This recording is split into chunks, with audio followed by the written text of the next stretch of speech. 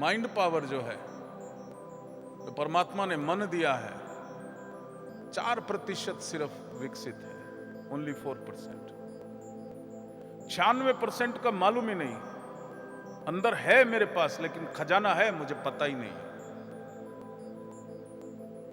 ये जो मेरी फिजिकल पावर है, सिर्फ 3% का मुझे पता है। 97% जो स्लीपिंग है डीएनए, वो मुझे पता ही नहीं है।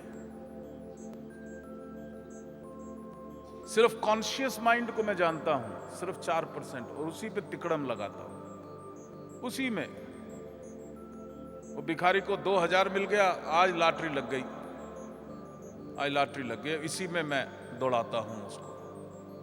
भैया 97%, उसको क्या करोगे? 96% ऑफ द माइंड पावर। और वो 4% भी जो है, उसको भी नेगेटिव में लगा रखा है। किसी को गाली देने में लगा रखा है, किसी की बुराई में लगा रखा है, या किसी ने तुमको गाली दे रखी है तो उसी को सोच सोच के लगा रखा है, या अपने मन को जो 4% है उसको भय में लगा रखा है कि हाय मेरा क्या होगा आगे, या इसी में लगा रखा है कि हाय मेरा क्या हो गया। जबकि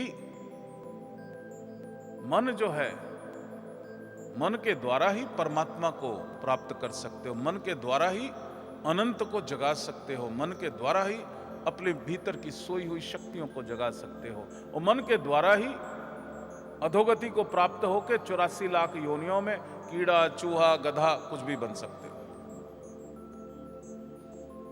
चुनने का अधिकार है तुम्हारे को, चुनने का अधिकार है। तुम क्या चुनते हो?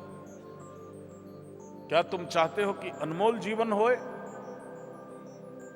या घिसटता टूटता फूटता जीवन हो? इसलिए साधना जरूरी है, साधना जरूरी है। खाना मिले या ना मिले, कितने भी जरूरी काम हो, लिख लो जरूरी काम, क्या जरूरी काम है। क्योंकि लोग बोलते हैं कि बाबा जी समय नहीं मिलता। क्यों? क्योंकि काम है। लिखो, काम तो सारे हैं, गप लड़ाना भी काम है। लिखो, सारे काम लिखो।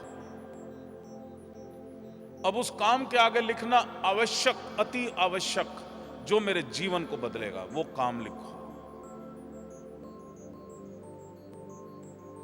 काम की लिस्ट है, अब उसमें छांटो जीवन बदलने वाला काम और बेकार का काम।